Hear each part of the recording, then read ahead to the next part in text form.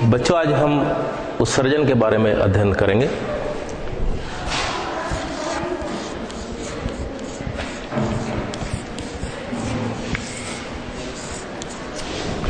पहले जान लें उत्सर्जन होता क्या है। उत्सर्जन, इसका यदि अपन इंग्लिश में वर्ड देखें तो उसका एक्सक्रीशन वर्ड होता है, एक्सक्रीशन, उत्सर्जन। तो पौधे एवं जंतुओं में जो उपापचयी क्रिया होती है, जिसके द्वारा कि शरीर में हानिकारक उत्सर्जी पदार्थ उत्सर्जित होते हैं, उन्हें शरीर से बाहर निकालना, निष्कासन करना आवश्यक होता है। चाहे वो जंतु हो, चाहे पौधे हो। पौधे में श्वसन के द्वारा, प्रकाश संश्लेषण के द्वारा जो उत्सर्जी पदार्थ उत्पन्न होते हैं उसे स्टोमेटा के द्वारा बाहर कर दिया जाता है। कोशिकाओं में उसका जमाव हो जाता है, जल का भी निष्कासन हो जाता है। जंतुओं में फेफड़ों के द्वारा कार्बन डाइऑक्साइड का निष्कासन हो जाता है। इसके अतिरिक्त त्वचा के द्वारा भी कुछ पदार्थों का उत्सर्जन होता रहता है। और जंतुओं में नाइट्रोजन युक्त जो पदार्थ होते हैं, उत्सर्जी पदार्थ, उसके लिए एक विकसित उत्सर्जन तंत्र होता है, जिसमें पूरा उसे छानने की प्रक्रिया होती है। तो इस तरह से अपन जो है उत्सर्जन का एक परिभाषा दे सकते हैं। उत्सर्जन क्या है? जीवधारियों के शरीर में उपापचयी जो क्रियाएं होती है के परिणाम स्वरूप उत्पन्न हानिकारक एवं जो विषैले पदार्थ को शरीर से बाहर निकालने की जो प्रक्रिया है वह उत्सर्जन कहलाती है। मतलब उपापचय क्रिया के द्वारा जो उत्पन्न हानिकारक जो पदार्थ होते हैं जो शरीर के लिए, उसे निष्कासन एक मात्रा के अतिरिक्त उसे बाहर निकालना आवश्यक होता है। ठीक है, उसमें से कुछ आवश्यक पदार्थ भी होते हैं, लेकिन शरीर में उसका जो है संतुलन आवश्यक है। तो इस तरह से उसे बाहर निकालने की प्रक्रिया उत्सर्जन कहलाती है। पौधों में भी उत्सर्जन होता है, पिछले अध्याय में हमने पढ़ा था।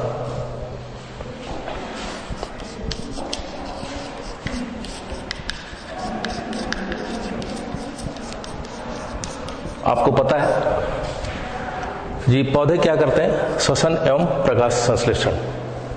श्वसन के द्वारा उत्पन्न होने वाला जो एक प्रकाश संश्लेषण के द्वारा जो उत्पन्न होने वाला कार्बन डाइऑक्साइड है, वो तो श्वसन में उपयोग कर लिया जाता है। लेकिन जो ऑक्सीजन है, ऑक्सीजन को पौधे क्या करते हैं? वापस वायुमंडल में छोड़ देते हैं। ये ऑक्सीजन का उत्सर्जन किस तरह से होता है? स्टोमेटा के द्वारा। तो इस तरह से ऑक्सीजन का एवं जल वाष्प का उत्सर्जन पौधों में निरंतर अपशिष्ट पदार्थ के रूप में होता रहता है स्टोमेटा के द्वारा। आप लोगों को स्टोमेटा का मैंने स्ट्रक्चर बताया था, आकृति बताई थी कि यह रक्षक कोशिकाओं से घिरा हुआ है। जब आसपास जब प्रकाश संश्लेषण के दौरान सुक्रोज की मात्रा इसमें बढ़ जाती है, इसकी सांद्रता बढ़ जाती है रक्षक कोशिका की, तो अतिरिक्त जो इसकी सांद्रता बढ़ने के कारण क्या होगा?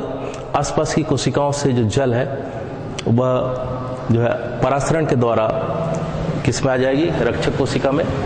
और रक्षक कोशिका है जिसमें कि उसमें पासून हो जाएंगे, मतलब फूल जाएंगे, जिसके कारण ये जो भित्ति, आंतरिक भित्ति मोटी होगी, वह जो है दबाव के कारण खुल जाएगी और इस तरह से इसी से ऑक्सीजन का उत्सर्जन, जल वाष्प का उत्सर्जन हो जाता है। इसके अतिरिक्त पौधे में और किन चीजों का उत्सर्जन होगा? पौधे में जो अन्य उत्सर्जी पदार्थ हैं वे कोशिकाओं के रिक्तिका के बीच में वे जमा हो जाते हैं और ये अपशिष्ट ऊतकों के बीच में रेजिन, लिग्निन, सेगो के रूप में ये जो है एकत्रित हो जाते हैं। पौधे के लिए इसमें इसका निष्कासन की आवश्यकता नहीं है, ये पौधे में एक रिक्तिकाओं के बीच में उनका जमा हो जाता है।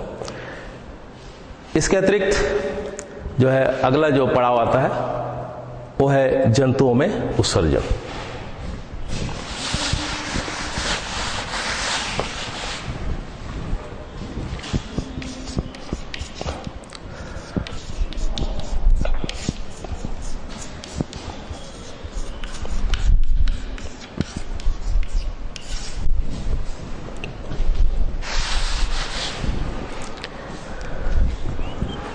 जंतुओं में आप जानते हैं कि जंतु एक कोशिकी से बहुकोशिकी एवं जटिल संरचना वाले, शारीरिक रचना वाले होते हैं जीव। अब इसमें सबसे पहले अपन देखें कि एक कोशिकीय जीव में किस तरह से उत्सर्जन होता है। इनमें उपापचयी क्रियाओं के परिणाम स्वरूप जो भी उत्सर्जी पदार्थ बनते हैं वे उनके शरीर की जो कोशिका की प्लाज्मा झिल्ली के द्वारा, विसरण द्वारा शरीर से बाहर त्याग कर दिए जाते हैं एक कोशिकीय जीवों में।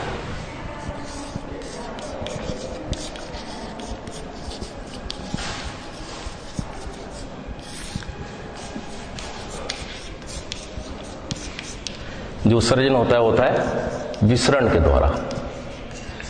इसी प्रकार दूसरा है बहुकोशिकीय जीव।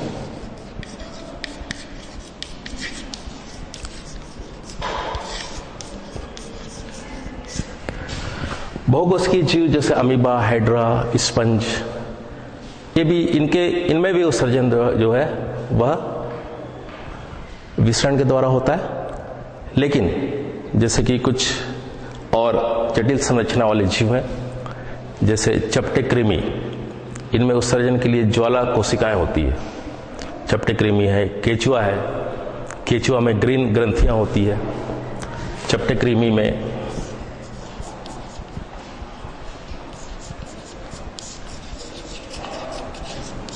ज्वाला कोशिकाएं होती है, उत्सर्जी अंग।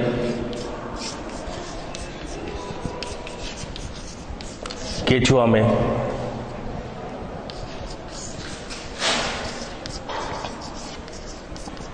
नेफ्रेडिया होता है।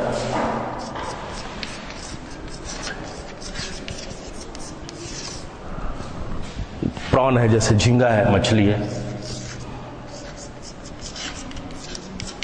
इसमें ग्रीन ग्लैंड होता है।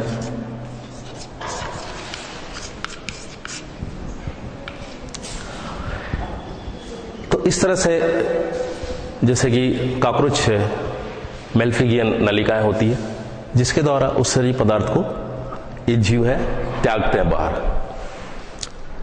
तो उत्सर्जी पदार्थ के त्याग के आधार पर हम जंतुओं को जो कुछ वर्गों में बांटते हैं। तो उत्सर्जी पदार्थ क्या होता है पहले अपन ये जान लें। हमारे शरीर में ऑक्सीकरण की प्रक्रिया होती है। भोजन जब हम लेते हैं, भोजन का पाचन होता है, तो पाचन होकर जब यह आहार नाल से अवशोषित कर ली जाती है तो ऊतकों के बीच में इसका ऑक्सीकरण होता है और ऑक्सीकरण के द्वारा कार्बन डाइऑक्साइड, पानी बनता है। इसके अलावा कार्बोहाइड्रेट, वसा का विघटन होता है, प्रोटीन का विघटन होता है जिससे कि नाइट्रोजन युक्त उत्सर्जी पदार्थ बनते हैं जैसे अमोनिया है, यूरिया है, यूरिक अम्ल है। ये सब का निष्कासन बहुत ही आवश्यक है क्योंकि हमारे शरीर के लिए बहुत ही हानिकारक है। और जैसे खनिज लवण है, विटामिन है, हार्मोन है, जल का संतुलन है, ये हमारे लिए शरीर के लिए आवश्यक है, लेकिन इनका एक संतुलन आवश्यक है, इसलिए इसे भी शरीर से बाहर संतुलन बनाए रखने के लिए निकालना आवश्यक है। तो इनके निष्कासन के आधार पर जो है हम जंतुओं को 3 भागों में बांटते हैं। उत्सर्जी पदार्थ के निष्कासन के आधार पर हम जंतुओं के वर्ग को 3 भागों में बांटते हैं। पहला भाग होता है इसका, वो है एमिनोटेलिक।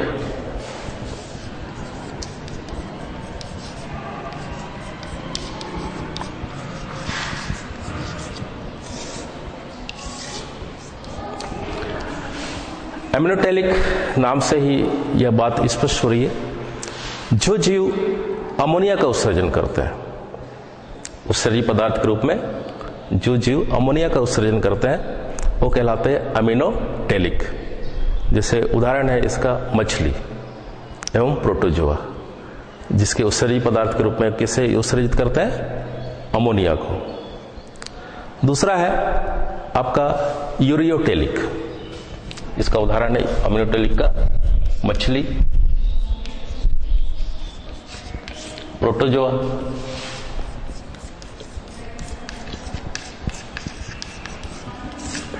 उत्सर्जन किसका करते हैं? ये अमोनिया का उत्सर्जी पदार्थ के रूप में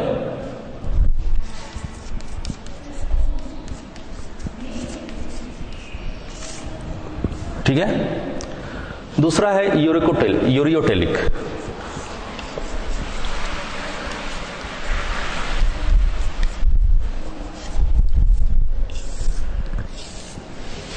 ये जीव जो कि उत्सर्जन के लिए इनके शरीर में निर्मित यूरिया का उत्सर्जन करते हैं, यूरिया के रूप में उत्सर्जी पदार्थ होता है। जैसे उदाहरण आप जानते हैं, समस्त स्तनधारी, हम स्वयं जो है हमारे शरीर में उत्पन्न जो यूरिया है उसका उत्सर्जन करते हैं यूरिया के रूप में। मेंढक है तो इस तरह से इसका उदाहरण है जो यूरियोटेलिक के अंतर्गत आते हैं जीव, स्तनधारी, समस्त स्तनधारी एवं मेंढक।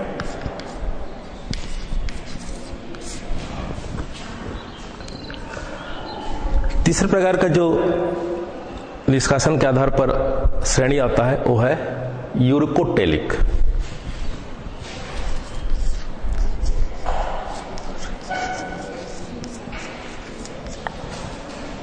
यूरिकोटेलिक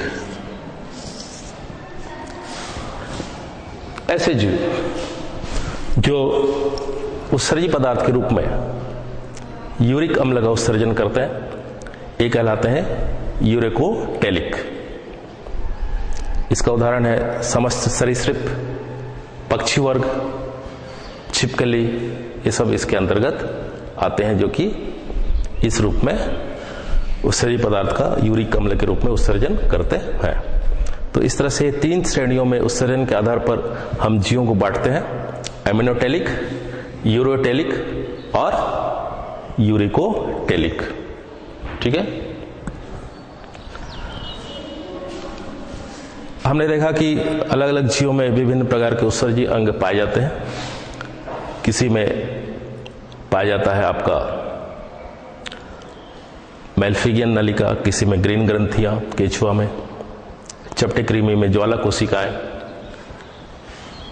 नेफ्रिडिया केचुआ में, झींगा में ग्रीन ग्लैंड। तो हम यहां पर इन सभी के उत्सर्जी अंगों के बारे में हम जान गए।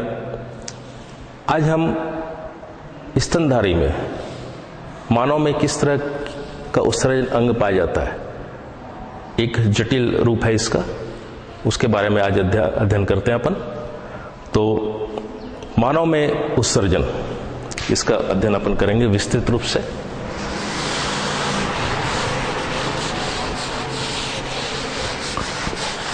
हमारे शरीर में हम लगातार पानी पीते हैं, इसके अतिरिक्त भोजन ग्रहण करते हैं, भोजन का पाचन होता है। जटिल जो भोजन है वह पाचन के दौरान सरल अणुओं में विघटित होते हैं और सरल आवश्यक पोषक तत्वों का निर्माण होता है जो कि परिसंचरण तंत्र के द्वारा, खून के द्वारा, रुधिर के द्वारा हमारे शरीर में आवश्यक अंगों तक जाती है और उपापचय क्रिया के दौरान बहुत सारी जो है हानिकारक रसायनों का निर्माण होता है, इसको शरीर से त्यागना आवश्यक होता है। तो मानव में जो उत्सर्जन है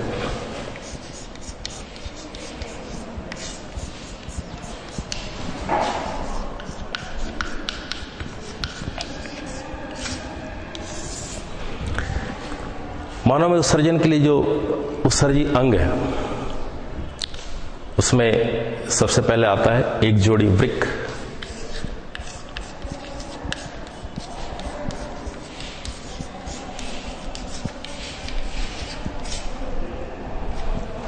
दूसरा है मूत्रवाहिनियां, एक जोड़ी मूत्रवाहिनियां,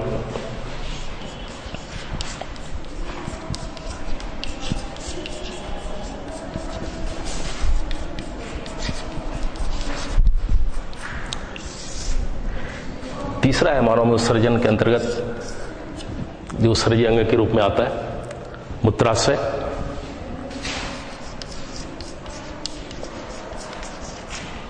और चौथा अंग है वह है मूत्र मार्ग।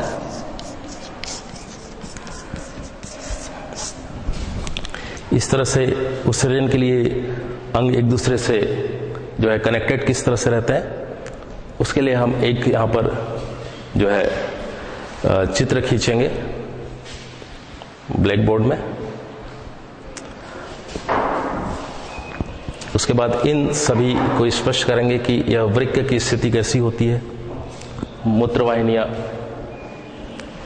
किस प्रकार से उसका संचालन कहां तक है, मूत्राशय क्या है और मूत्र मार्ग।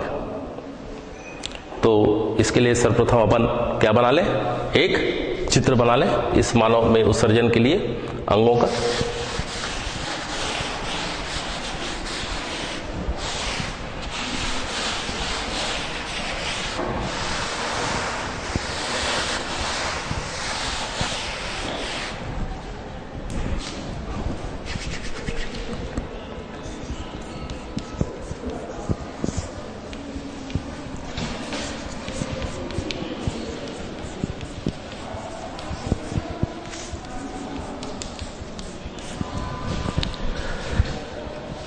इसमें एक जोड़ी वृक्क, जैसे कि चित्र में देख रहे हैं, मटर के दाने के आकार का है ये।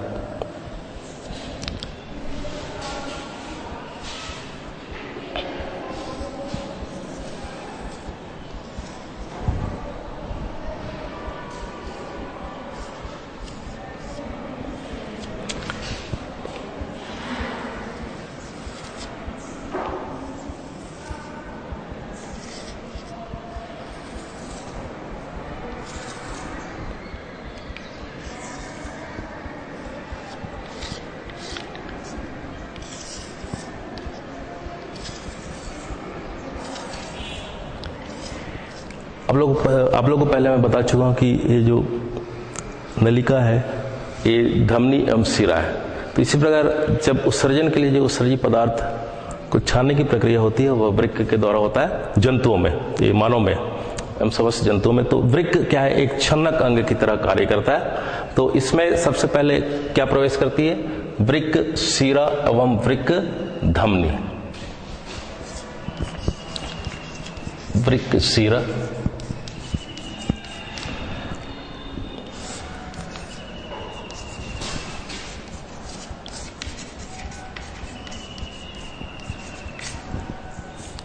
यह वृक्क।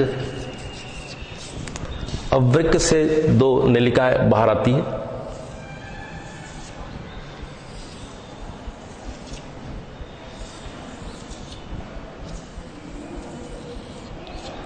और वह एक ब्लैडर नुमा संरचना में बाहर खुलती है। जो नलिका बाहर आती है उसे अपन कहते हैं मूत्रवाहिनियां।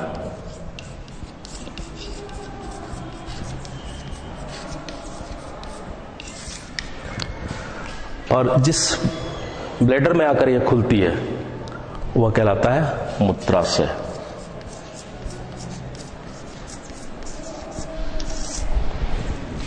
और अंत में ये ब्लैडर जहां बाहर खुलती है वो होता है मूत्र मार्ग।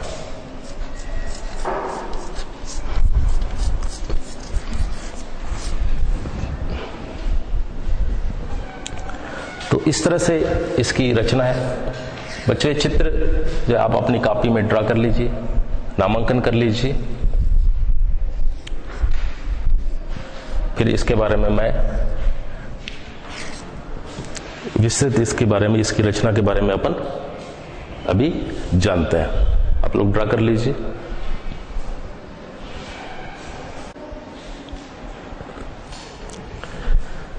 सभी बच्चों ने चित्र बना लिया होगा। नामांकन आप सही करेंगे, लेवलिंग सही करेंगे।